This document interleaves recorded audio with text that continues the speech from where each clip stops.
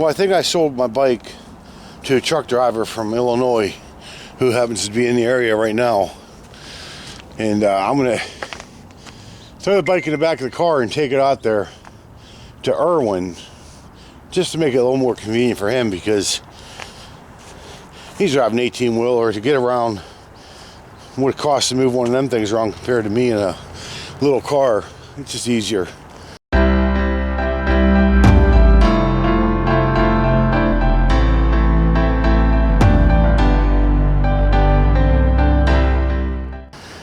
I'll hit the turnpike and it's only one exit. Also, I think I have somebody coming for my dresser. She sent me a message. That's the two big things that had to go, that I had left that needed to go. So I'm driving my mom's car, which I don't do very often at all. See how close that vehicle is? That's how close she was following me the whole way up this road. It's got to be mid-50s right now. I'd say 55, 56 degrees. It is beautiful out. And I'm not used to driving cars. I'm used to vans and SUVs and trucks. So it's really weird to be this low to the ground. It's a beautiful day. It makes me feel like I'm in springtime, but it's actually February. It's a week before Ash Wednesday, so it'd have to be the 7th, I would say. Because I think the Ash Wednesday is on Valentine's Day this year. Man, isn't it nice out there? I'm just, I'd love to just get up and go today and just start heading west. It's been so long since I've been on a turnpike. I can't even remember what the speed limit is. And for those who are wondering, if you don't know the speed limit on a turnpike and you don't have a GPS on, there are no speed limit signs. I've gone 7 miles now, haven't seen one speed limit sign since I got on the turnpike. So how do they expect you to know? I'm doing 68 because I think it's 65, but it might be 70 or it might be 75. Really, I don't remember.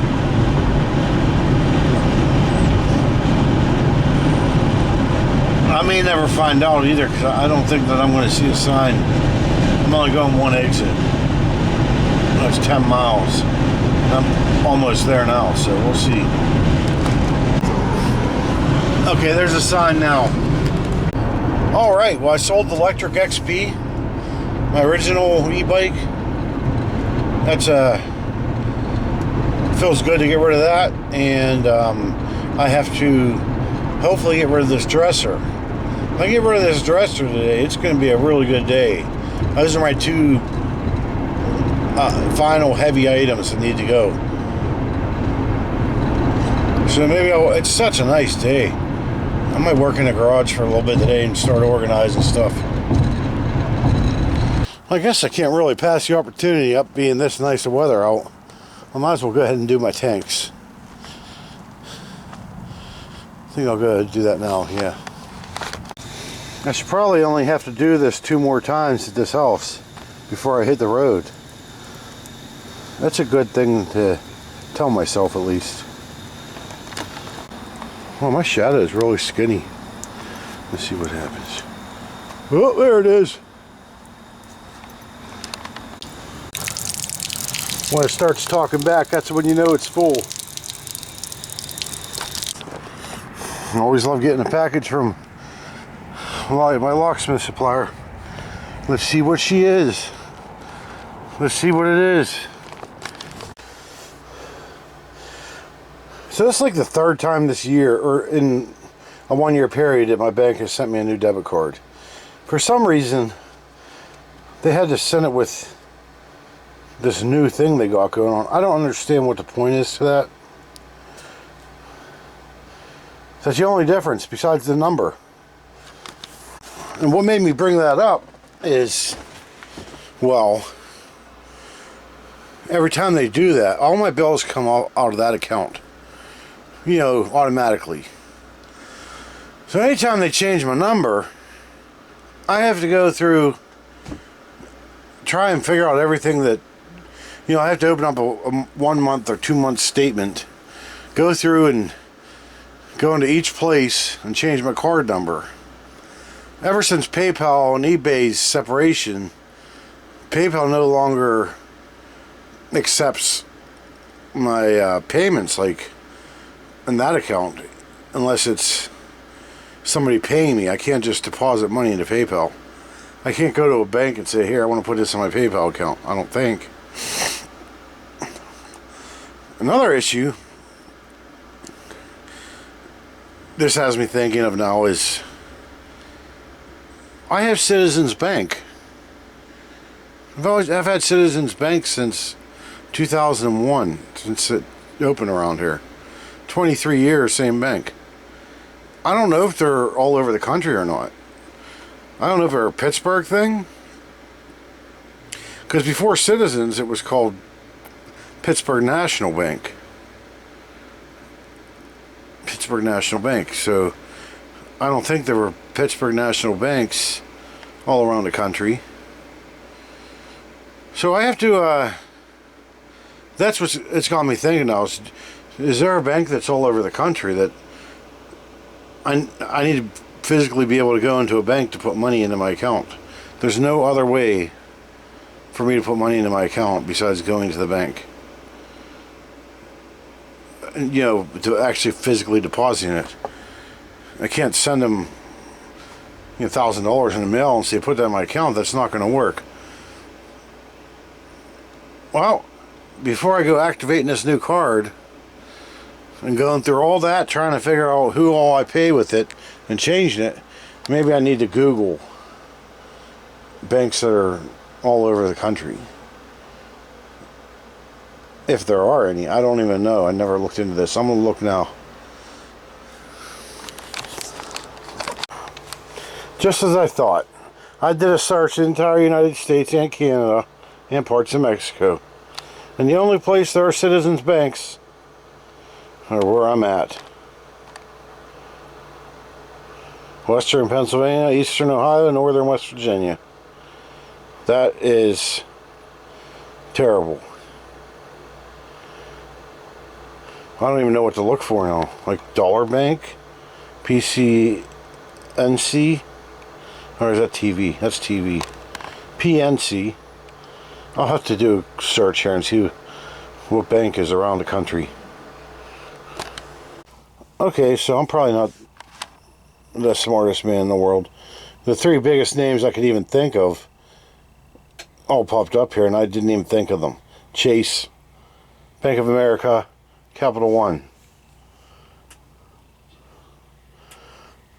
Those are Wells Fargo, Citibank. Oh, I guess there's actually a ton of banks that are nationwide. I didn't realize that. I think what I'm going to do is open a new account in one of these banks, and then I'll be able to deposit money at ATMs or even at, preferably in person. I don't like depositing in ATMs. I don't know what to believe. I called US Bank, and the reason I called them first was because they're based out of Minnesota, but they're also nationwide. And Minnesota is where, if I get this job, that's where I'm going to be for half a year every year. So that seems to work out good.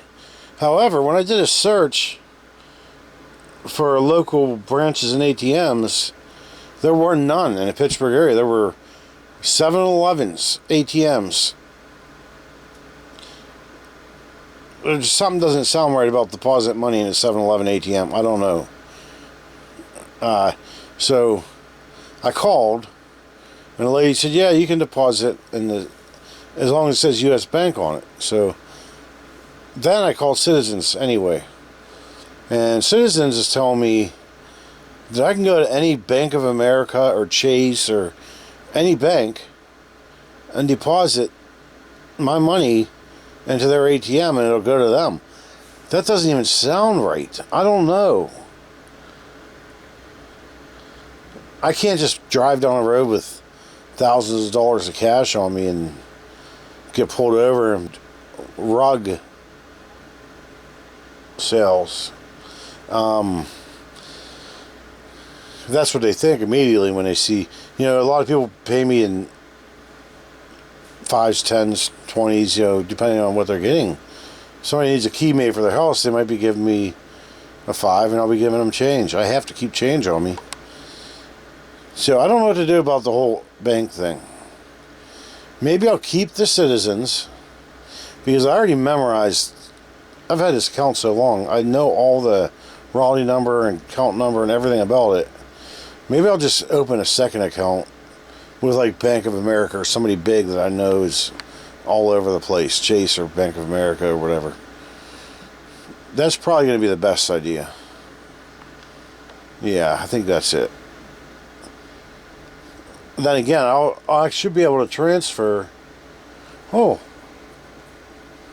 I should be able to transfer money from Bank of America or Chase or whoever over to Citizens. Yeah, I think I can do that. All right, one problem eliminated. Now it's time to open my new box, see what it is. Yay! So as with every order from CLK Supplies, I get my fruit snacks. This is about the longest they've lasted. It's been almost a whole minute. I didn't eat them yet. They'll be gone in the next 2 minutes. And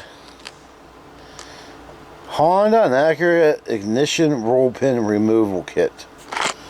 PJ from CLK Supplies recommended this.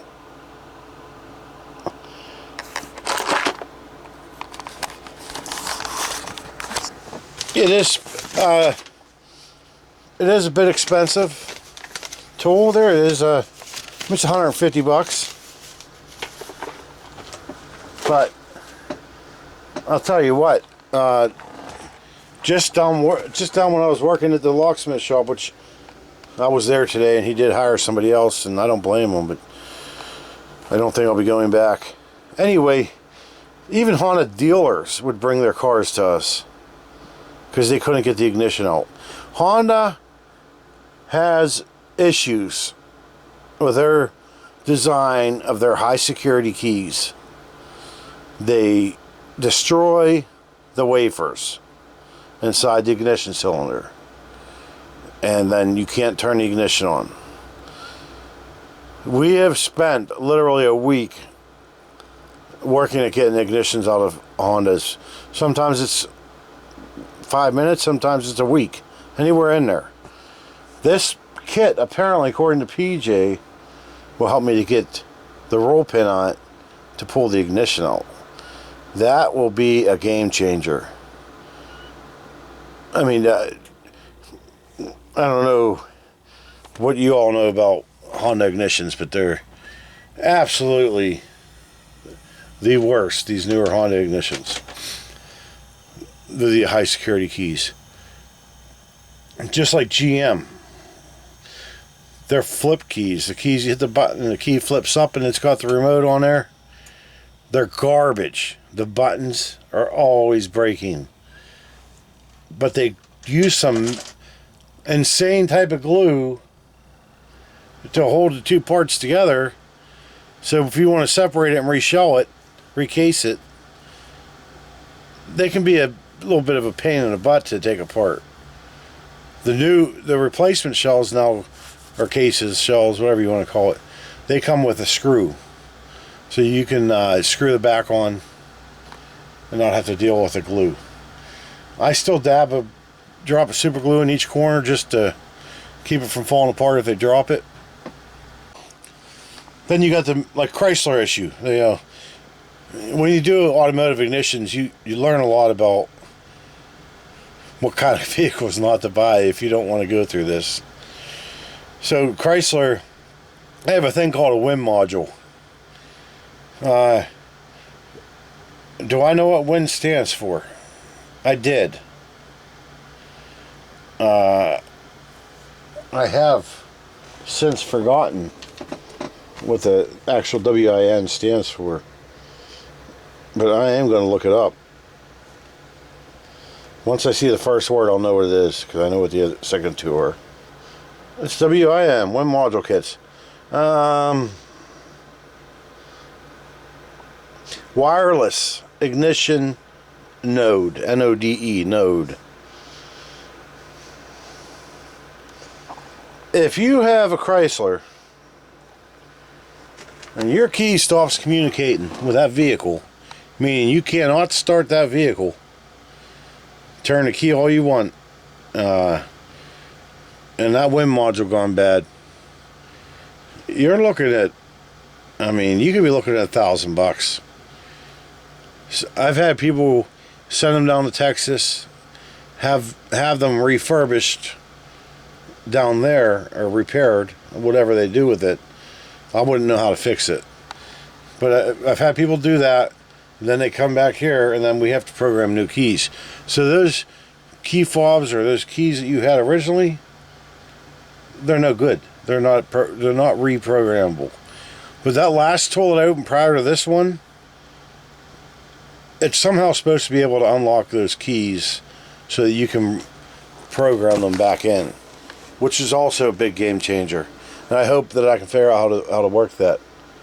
Automotive ignitions, you learn a lot about them, and it gets to the point where somebody calls and they say, I got a 2012 Chrysler Town and Country. First thing that pops in my mind is, bad WIN module. It's the first thing I think of when they say that vehicle. Even though sometimes it's just they want to replace some fob, or they lost all their keys.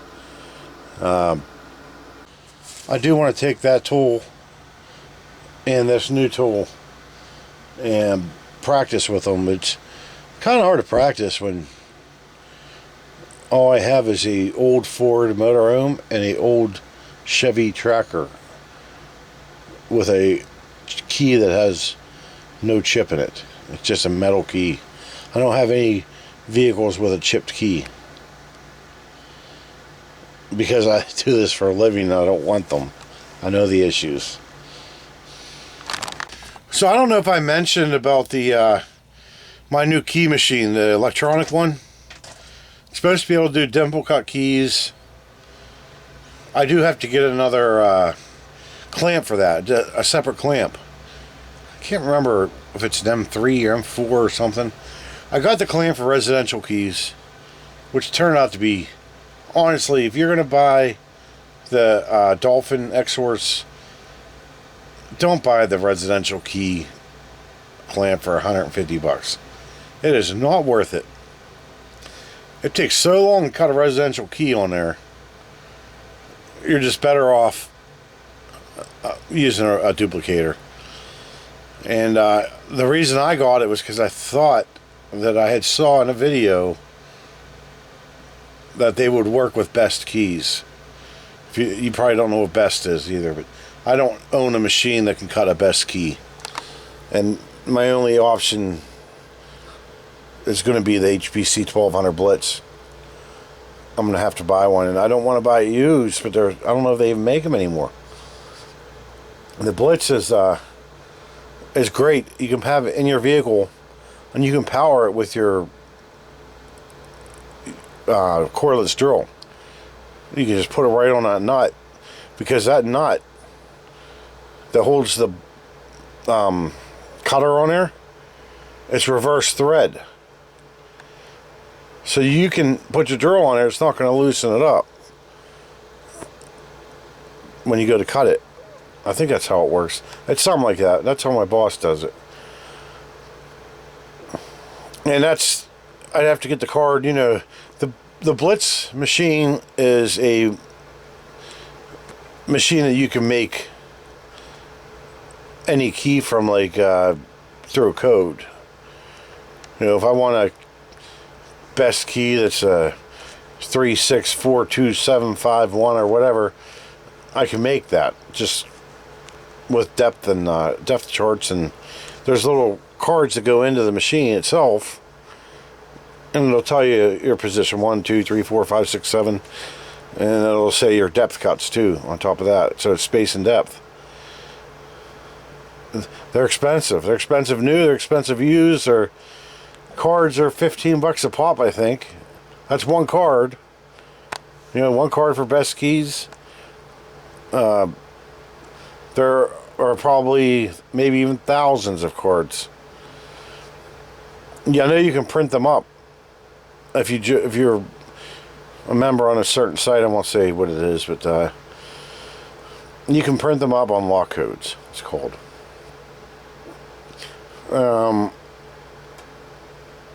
I just like the cardboard cards better. They just fit in there better, and I feel more accurate with them. However, we have 5 or 6 of those machines at the shop, and only one works. All the other ones are parts. I tried to fix one and make it work, but it what it did was, what happened is when you turn it on, the cutting wheel would spin, but it would move left to right just enough to mess up your cut. So there was something wrong with that shaft or something inside the machine that I don't know how to fix. I'm probably gonna have to just save up the money and buy a Blitz. I'm just going on and on. Don't listen to me. All right. Peace. Yeah, I wasn't lying. They're pretty extra empty. They never lasted more than a couple minutes with me. There's one other thing I wanted to mention. First of all, I'm not going to do the carnivore diet. My sister's in the medical field, and she said not good for your heart, and I got a weak ticker, so I'm not taking a chance on clogging them arteries up. But however, she's messaging me now. I am getting really sick of big YouTube channels that I like to follow, and they put a video up once, and then for the next week, every day, they put a short up of part of that video. Like, you already put the video up. You don't have to say you're posting the same thing over and over again. I think that is just so annoying. Oh, somebody's at my door. Hold on. Some guy trying to sell us windows. They're constantly in this neighborhood. Solar panels, windows, driveway repairs. They've walked door to door. I don't know if that's like a normal thing, or they do that everywhere, or is it just around here? So we just sold the house, man. So I don't think we're gonna be buying any windows. I could use some new ones in the RV, but I don't think they do that. All right, I'm out.